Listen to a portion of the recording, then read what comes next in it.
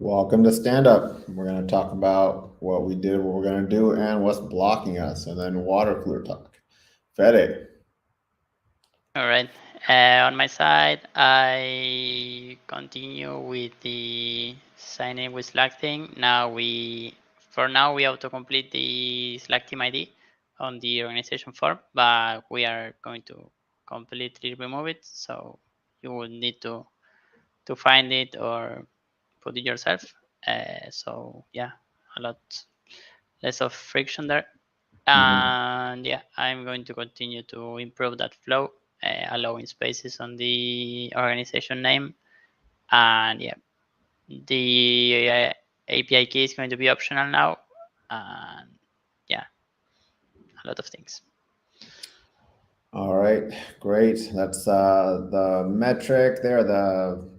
What we're measuring is time to value. How long does it take someone to do the hit install to quickly start have Haley up and running?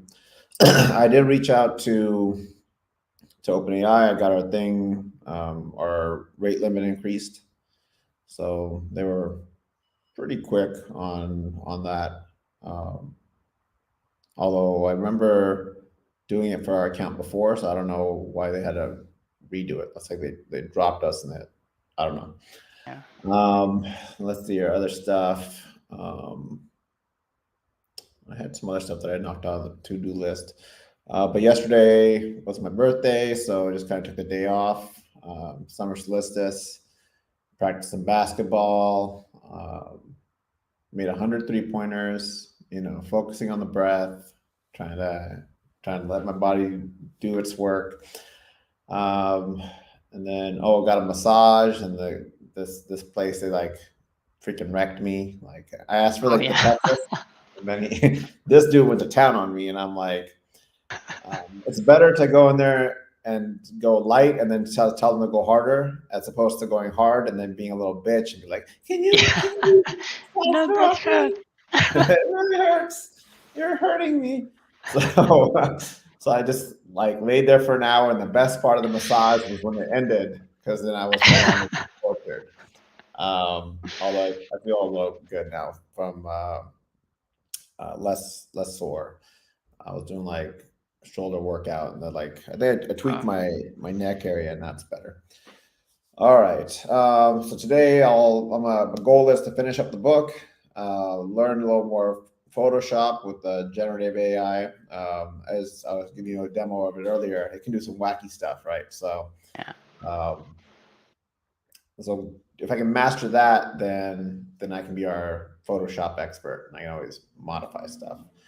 Um, but it's pretty cool, right? You select whatever portion of the picture that you want modified, you give it the prompt, it does the Yeah, stuff and it's for you. just a beta, so it's going to get really good. Yeah, yeah. So you can imagine once it's out of beta, it's going to be pretty awesome. And it's not that expensive. It's like 18, $19 a month. So I'll be a customer as long as we need photos updated. And then, but you can also imagine that there's like so many buttons, and I was showing you, I was like, I get lost in Photoshop because there's so much that you can do, right? It's like another piece of software that's a victim of success because they just keep adding more and more stuff. But with this generative AI thing, do you really need all these buttons, right? Like Right. you can start eliminating stuff. Just say use AI, don't go and hand Yeah, jam have to everything in. find everything. Yeah, let the AI do the work for you. So even the selection, I should be able to say there should be an AI for selection that I say I want you to select. I'm doing the book on Jesus. Just select Jesus for me, right? And it should just go and select it for me. Yeah. So everything should be AI. I shouldn't have to click on any buttons. I should just be typing prompts, right, of how do I want to modify the picture.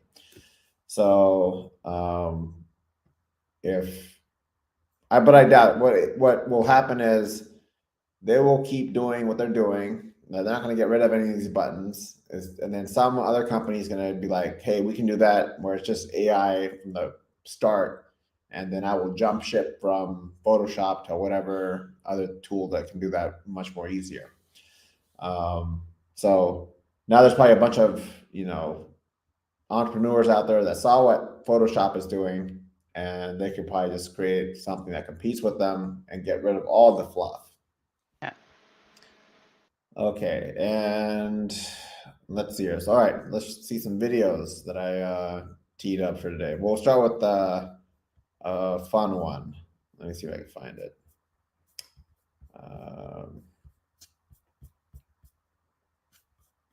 And we're going to start with, what the heck? Okay. This one made me laugh out loud when I watched it. Okay. Present, share screen, TikToks. Okay. Pranking my boyfriend with a fake alien invasion. And here he comes.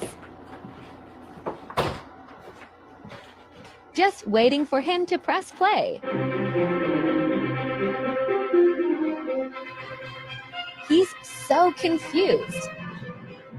And good morning. We have an NBC News special report of breaking news coming from the U.S. I kind of figured since all this alien and UFO talk, this would be a perfect time. This critical message is being delivered by the emergency alert system. This is Oh not no, a test. baby, the We aliens are interrupt coming regular to scheduled invade. programming to notify you of an imminent threat to national security and public safety. His breath. He's so scared. Like having a panic attack. He picks up the phone to call his dad.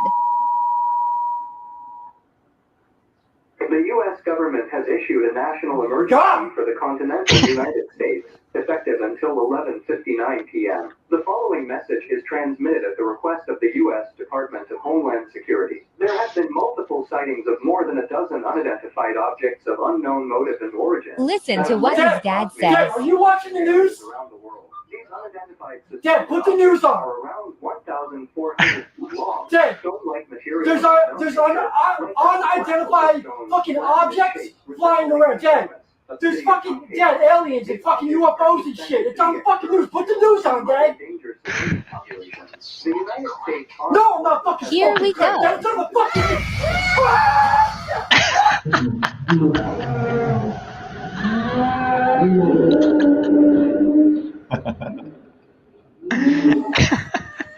Got him.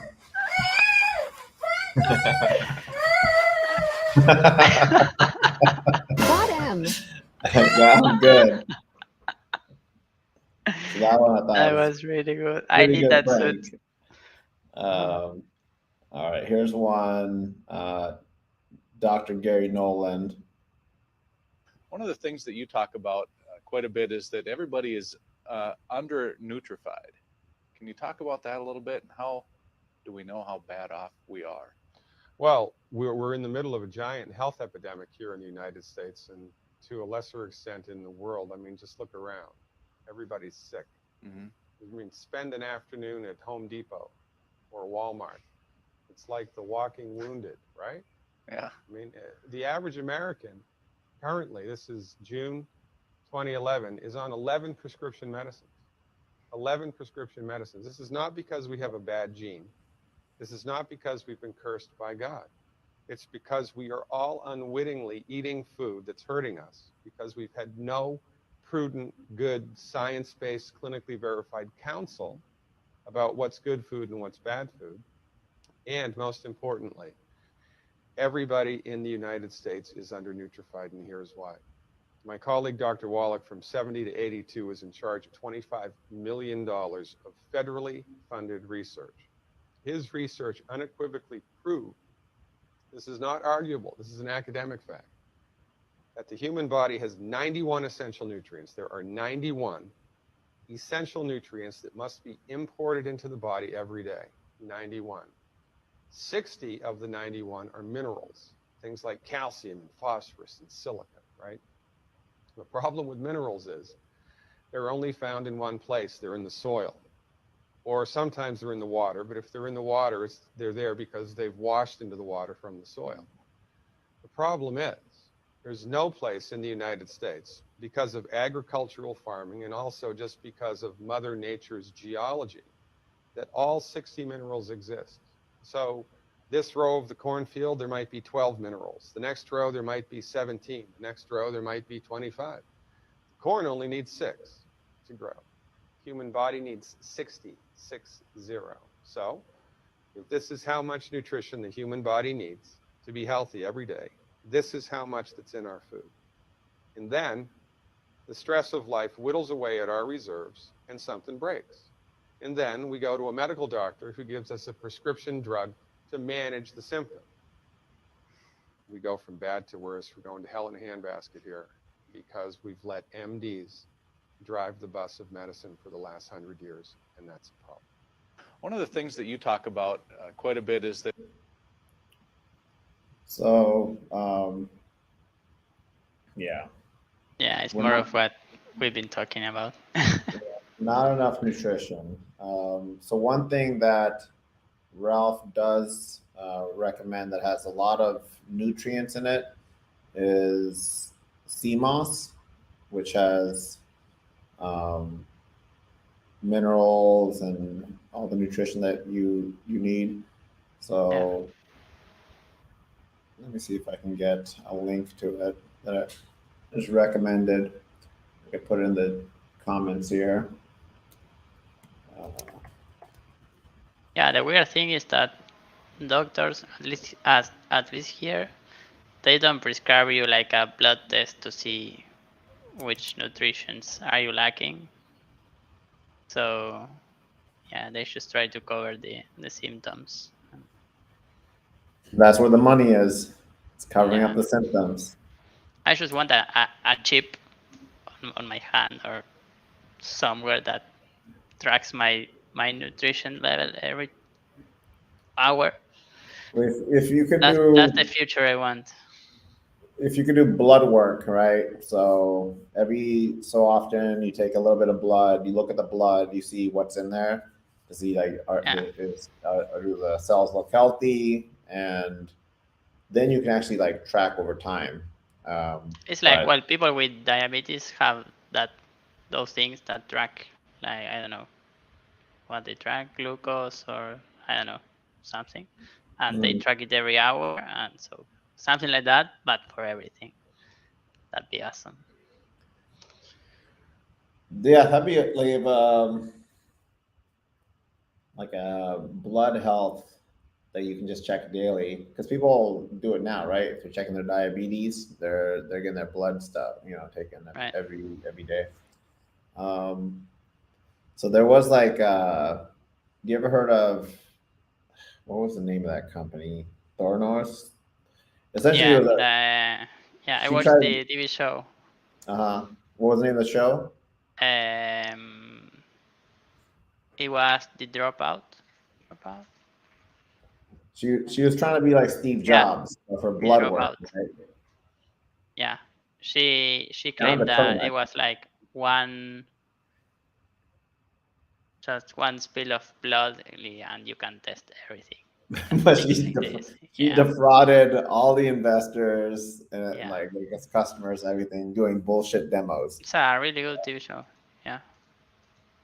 Yeah, so that's like greed at the next level. Usually, like those people that cheat, lie, and steal, they get rewarded by the cronies, and then they go on to do great things, right? But they came down hard on her, like Yeah. jail time and everything. So, but if someone does invent something like that, where you can just buy a device, it gets your blood daily, shows you are you getting your right nutrition.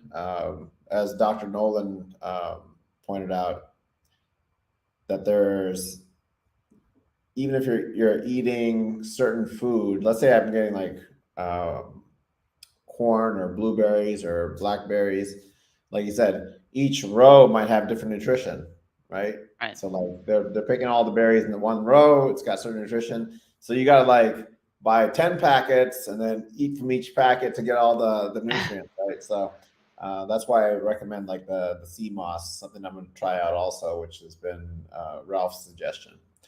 Also recommend it to my family, like get your nutrition. How's that spelled? Sea want to moss, see. SEAMOSS. All right. It's like 20, $30. And then I put the organic one there. So let's see your next video here. So did you know that child trafficking is like a big business? I think it's worldwide. Yeah, it's worldwide trafficking of children. Here is the ITNJ Judicial Commission about child trafficking in the U.S. Yeah, human trafficking is like America that breed. Go ahead. third. It's like the third. I think it's like porn, drugs, and human trafficking, or something like that, in Yeah. terms of the amount of money they move. Tens of billions of dollars. It is a bigger business than like airlines. Okay, it makes more money than airlines. So this is like probably the saddest thing that's going on in the world right now, and that we just don't have a lot of attention on, and people are even I don't want to talk about it because it's just so sad, right? Yeah. So, but let's watch this video. Children in order to sell them. And when they are sold, they come without birth certificates, which means it's easier to kill them and have no one ask where they are. We're also importing children by the plane load. Again, children who have no documentation. It's not just child slavery or child sex abuse. It's also child torture, because you have adrenalized blood. You have the whole blood drinking ceremony of the satanic world. It's also the use of children for harvesting body organs. We'll have the Falun Gong testimony tomorrow. One of the reasons that the Falun Gong are so popular is because they're so healthy, so that you can harvest their body organs and get the very best. And then you have ritual ceremonies and ritual murder, as well as incidental murder. I have found in my research and preparation for this court and all of the work that will follow that most organizations that end up being used to prey on children, Oxfam is a recent example, all of the United Nations organizations, the Boy Scouts of America, all of the child services agencies across the United States of America, they did not start out as organizations to prey on children, but they attract pedophiles. And ultimately, pedophiles end up rising in the ranks and controlling those organizations, so that an organization that initially started out in the service of children becomes an organization that is in fact hunting children. Now, it's not my working assumption, but the working assumption yet to be proven, that the totality of the children disappearing worldwide is toward 8 million people, toward 8 million children. In the United States of America, the acknowledged number, not counting the children being bred without birth certificates, not counting the children being imported without documentation, is between 600 and 800,000 a year. Now imagine Africa and East Asia and all these other locations.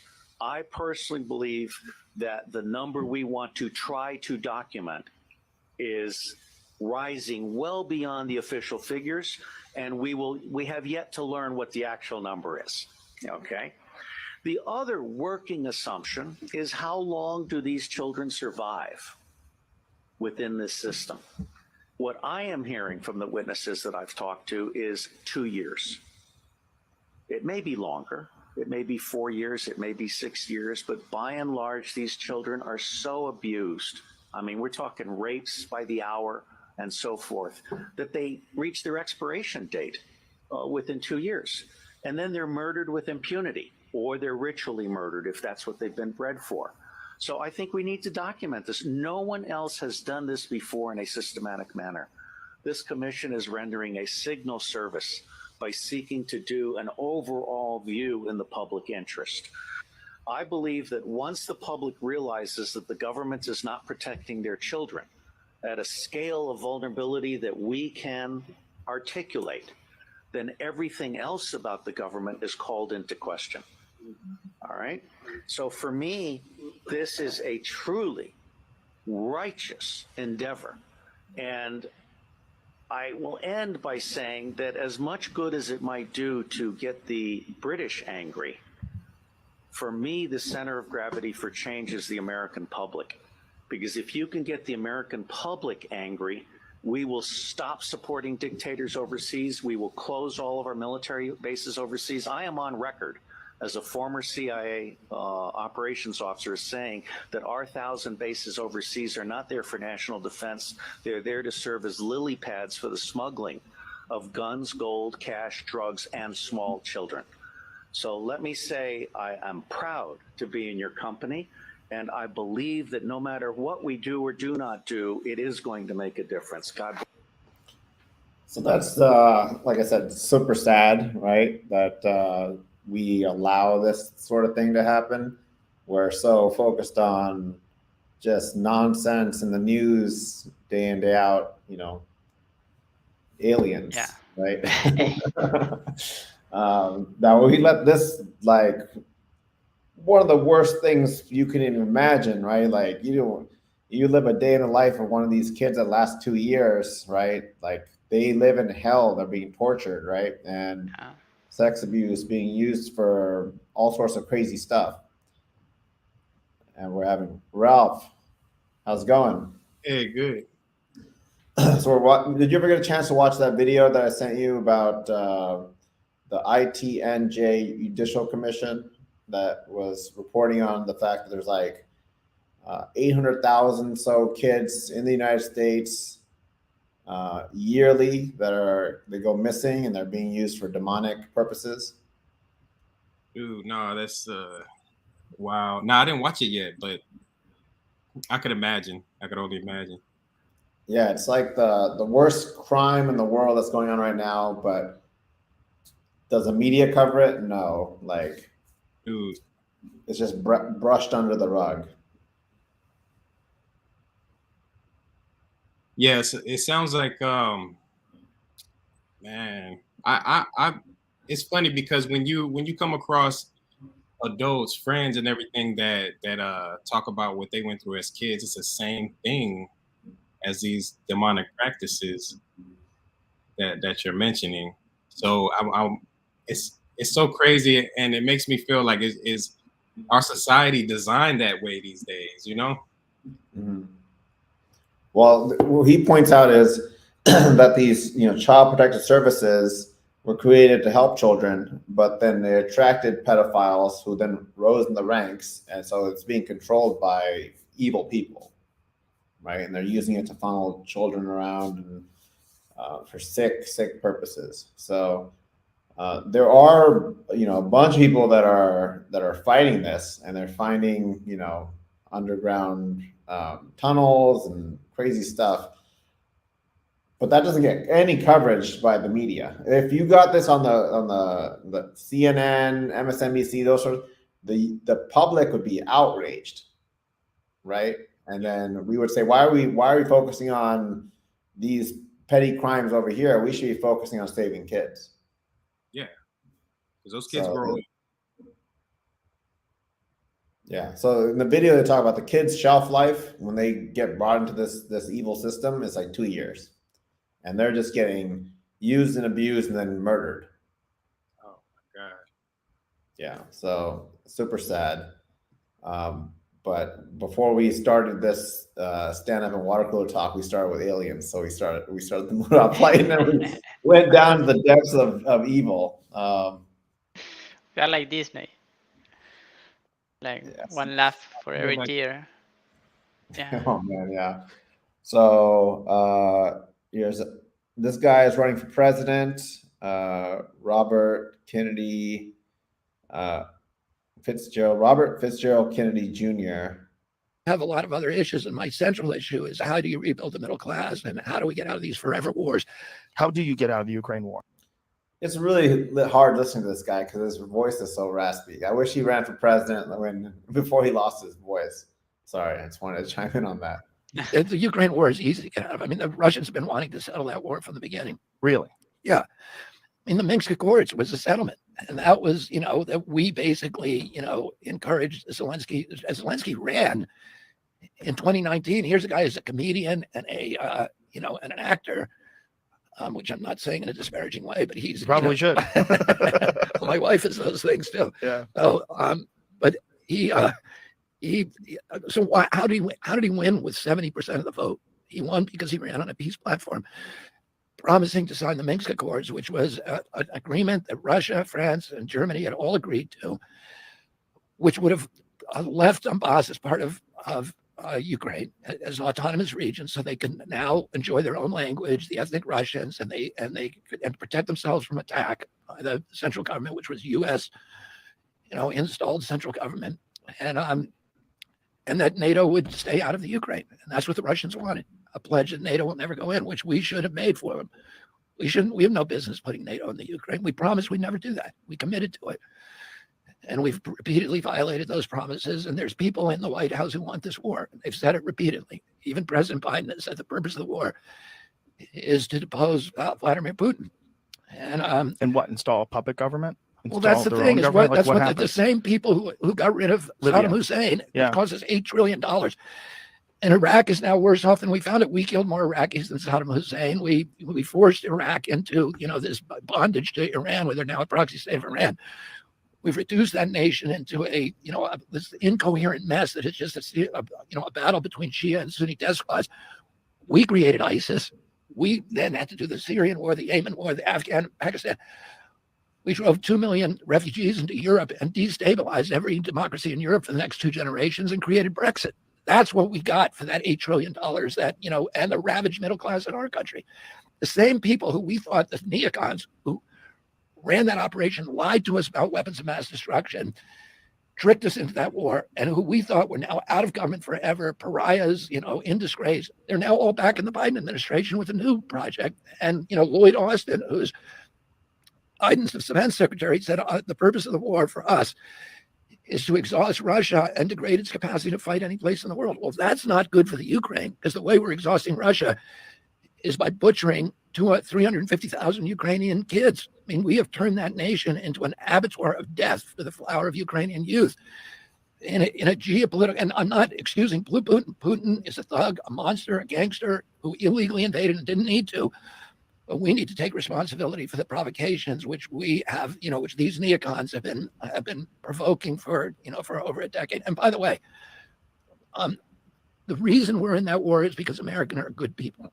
And, we were convinced, granted, we're using these kind of comic book depictions, that they're now, the military industrial complex is now expert at selling from us this kind of good versus evil, this whole thing that gets us into these wars. And keep, that war is a money laundering racket for the military contractors. The money is going there and then coming right back. And then they all go on CNN, the generals, et cetera, who, if you look at their resumes, they're all working for General Dynamics and the military contractors. And they tell us we need to be in this war and tell us horror stories, et cetera. But we're there because Americans are good people and they have compassion and they want to redress a wrong. But, and by the way, my son went over there and fought. And he joined, he without telling us, he left law school and a summer job, and he went over there and joined the Foreign Legion and fought as a machine gunner for a special forces unit during the Kharkiv offensive. So,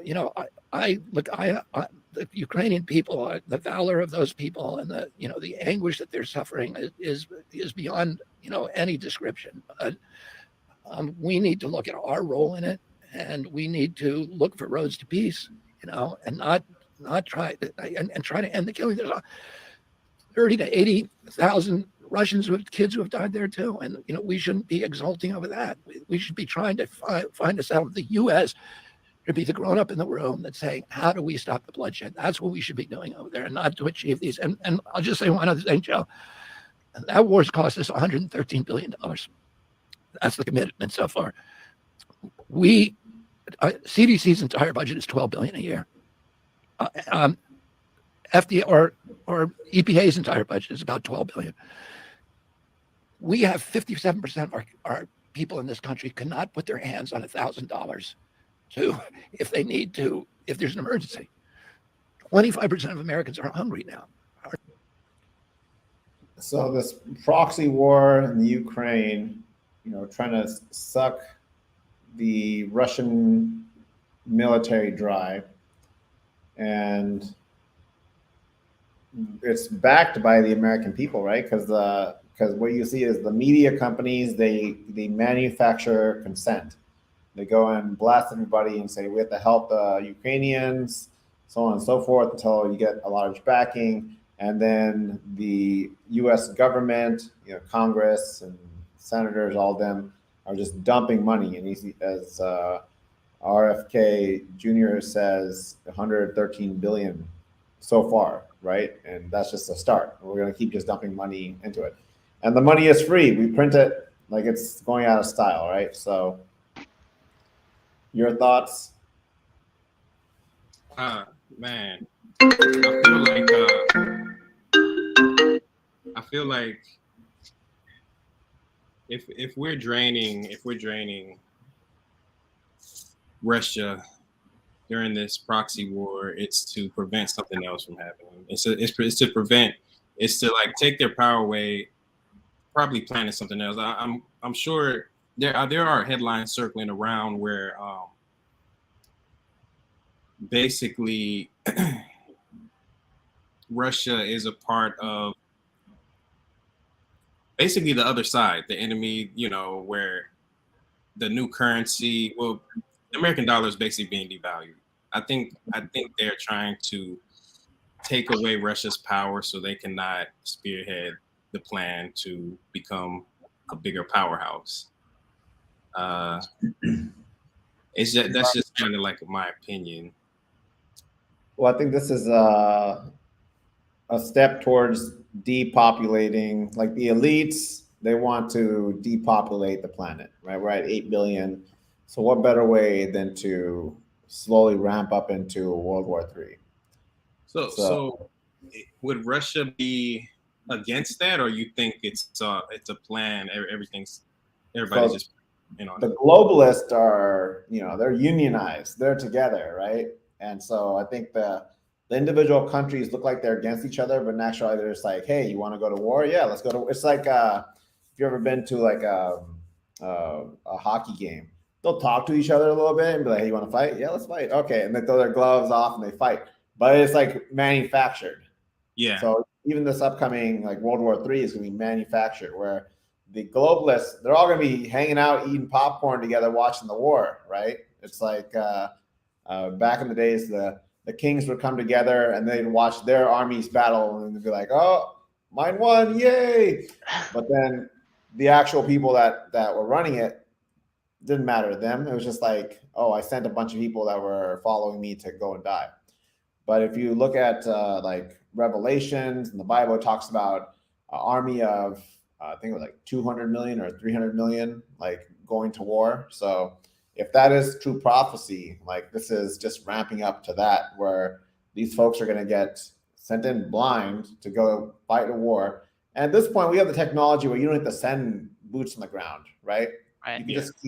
You don't need to send boots on the ground. You just send robots. I'm sure the military has crazy robots that they could put in there and then Terminator everybody if they wanted to. Drones, yeah. Yeah, drones strike the hell out of it. They would do to us, we would do to them, right? Yeah. We have, the United States has like crazy anti-drone technology, right? So there's even commercial companies that do anti-drone stuff where they'll have like another drone that goes to that drone and puts a net on it, right? Or blows it up or whatever. So my thinking is that in Revelations, it talks about Babylon, right? Like this great nation. And if you look at the powerhouses in the world right now, who has the most military everywhere? U.S. Hands down. We are global, right? We have bases all over the place. Which when we saw the other video that talked about the CIA operative, he's like, we've got over 1,000 bases worldwide that are there to help do illegal stuff, right? Drugs, guns, they're moving children around, right? So the U.S. is like the evil in the world that's like helping, move all this stuff around. And so at some point, the people have to get overall, the U.S. people are good, right? Like individuals that you meet, their heart's in the right place. But there's these few that are running things that are doing this evil, like with the children and pushing this war, that if we don't come together in unity against the actual evil, as opposed to the stuff that we're distracted with, then we're all going to be doomed. Yeah. You know, the one thing that indicates that you're headed in the right direction with those thoughts is that the U.S. a lot of times seems pretty toxic. The way they control is kind of covert, and at least in China, you know they're doing it to you, right? You know it's the cameras are very clear, and they're like, yeah, we're tracking your face, we're tracking your gait, we know everything you do. We have prediction models for every single person. Here we don't tell you that we're doing it. Yeah, and the way they instill fear, they indirectly instill fear in you. Like it's kind of like passive aggressive, or just like there's a hidden agenda, and that's pretty toxic. If you're in a relationship with somebody and you guys go to counseling, and somebody describes your behavior as the same stuff as you, they're gonna pretty much say you're like a narcissistic person or something. It's like we do what China does, but we do it very well in the shadows. Yeah. And then we like the good guys, and we're like, oh, we're gonna come in and save this country, and we're gonna come in and save this country. There's like a ton of videos about how the CIA has gone into all these different countries and then imposed their own dictator that's friendly to the US. And then we put a base there, and then we put a base there, and then we put a base there. Like we've gone in, subverted natural democracies, put on our own people that run things, whether it's a democracy or not. We control the elections. I came to the realization that even the elections in the United States don't matter, because it's pretty much you have whoever's running the Republican Party, you have whoever's running the Democrats, right? So it's going to be like Trump and Biden, whether they're elected or not. Maybe they have the official way of vetoing stuff, right? But for the most part, it doesn't matter. The will of the people doesn't get passed. We showed that before, the graph of the amount of support a certain bill has versus whether or not it actually gets through. The will of the people never gets through. It's just like whatever the elite want passed get passed. Yeah, definitely. I feel like, as far as the elections, I feel like Trump created a new standard for elections, and Ukraine's president, was that who RFK was just talking about? Who was a comedian? And yeah. He's an actor. Yeah. He's a good actor. He's a really good actor. And he won on the basis of peace. So think of America, man. Like Trump just totally glitched the whole process, and there's technically a new standard. I'm pretty sure they're not gonna want to keep going with that, but he wasn't talking about peace. He was targeting a certain group of people that he did not incite peace. So that does tell you a lot about the U.S., I think. Well, we want business, right? We want to make money on the not the backs of people, like the deaths of people. We want to make more and more money. So, as was pointed out by Kennedy, it's big business. A war over there, we send in our contractors, and it's all taxpayer. It's coming out of my pocket. It's coming out of your pocket, Ralph. Meanwhile, Fed is over there going like, am I paying for any of this? How much has Argentina sent over to Ukraine? I don't know. Not much, I guess. We don't have much to send. All right, back to a lighter topic, aliens. And we all know what conspiracy theories are. Crazy things that people say that turn out to be true 6 months later. Project Blue Beam, not to be confused with Project Blue Book, Project Bluebeam was a conspiracy theory by a Canadian who said that there were coming events where the NASA and as well as the world organizations, the UN, were seeking to create a new world order in preparation for the Antichrist to rule. That in order to do that, they were going to simulate the second coming.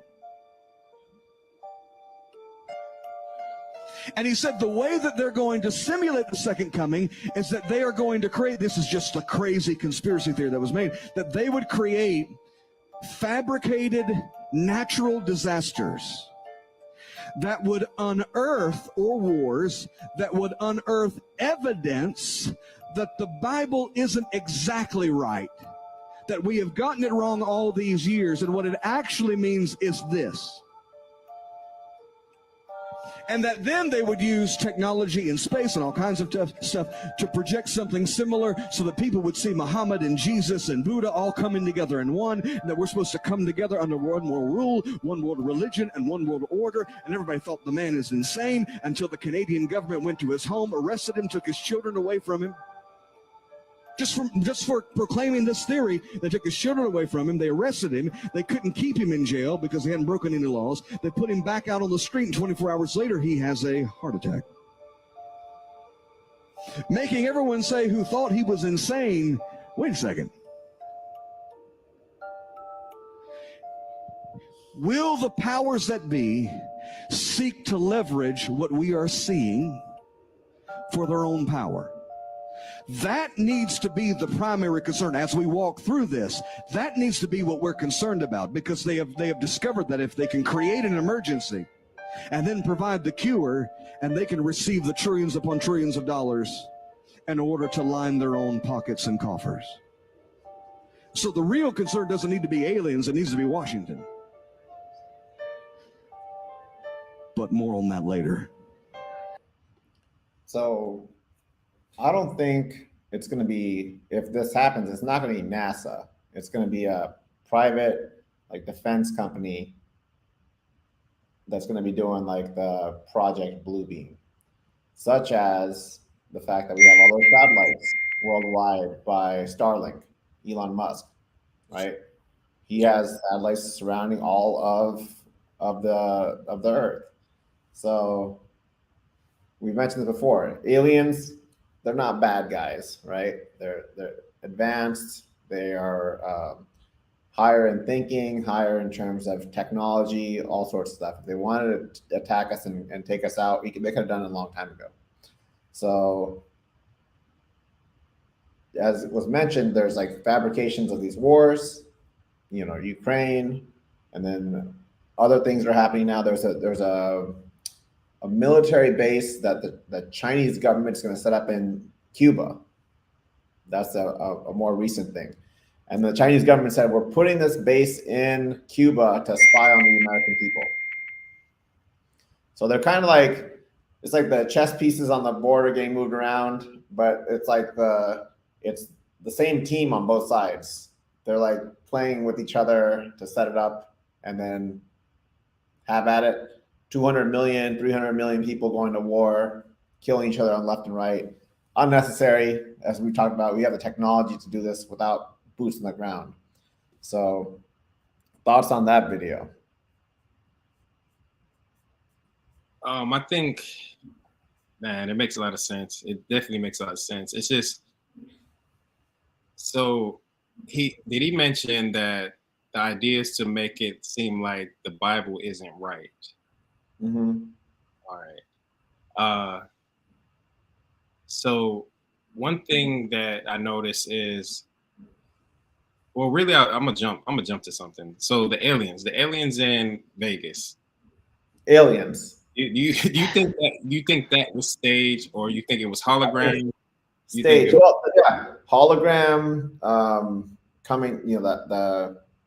They show like a light flashing down, and then kind of dissipating. Like it goes down, dissipates before it hits the ground. Okay. Yeah. And then there's this whole thing about there's an alien in the backyard. It could be really good actors. But what the fuck if it lands way over there, but the alien shows up in your backyard over here? Yeah, and why are the cameras so bad? Come on. The cameras We are have so bad. 4K cameras on our phones, and you show me that. And you're showing us really shitty footage. And if you have super sophisticated technology, chances are you have really good backup systems. You have backups to the backups to the backups. There's no way these things are just crashing. Yeah. How many? And just imagine how many cameras were around there. How many houses had Ring cameras, all kind of surveillance cameras. I know. Yeah. The thing is very manufactured. Like they're just planting these little stupid stories of like, oh, aliens are coming to get us. Meanwhile, the aliens are up there eating their popcorn. Like, look at these fucking idiots. You know, I think he mentioned the staging, like manufacturing natural disasters. I don't really agree with that. I think the natural disasters are really happening, and I think they were. Can we both? Yeah. I think global warming, because there's like tornadoes and hurricanes. Have you guys heard about what's happening in Tulsa, Tulsa, Oklahoma? The power has been out for many, many days now, and then people are starting to die in the United States.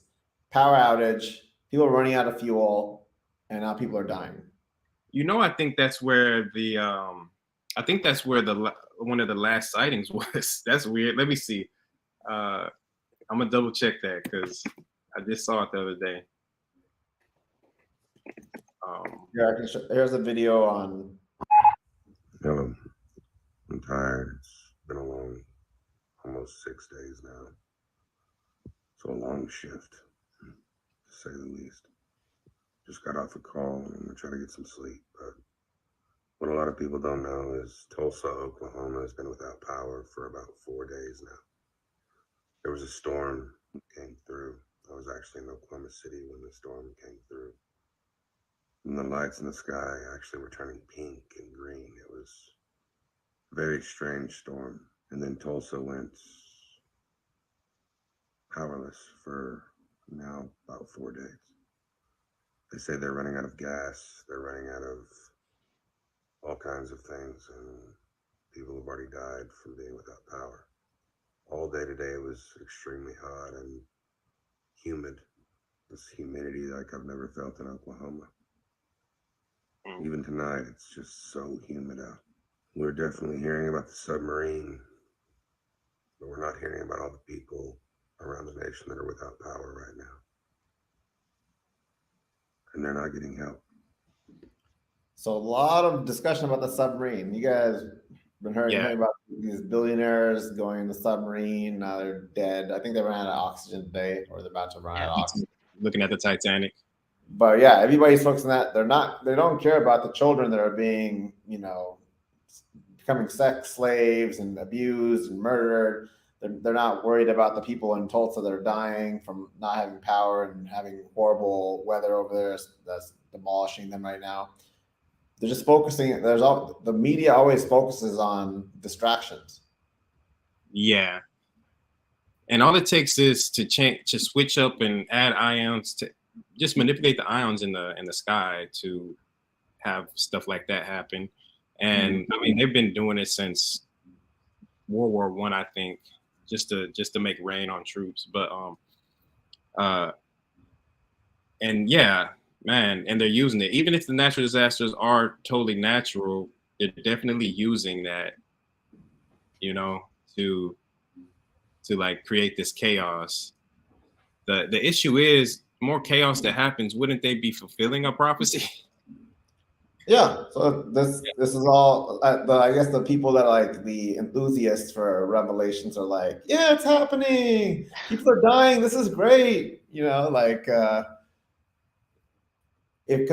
you're the Bible says if you are a good person and you did good deeds and whatnot, you're going to live forever.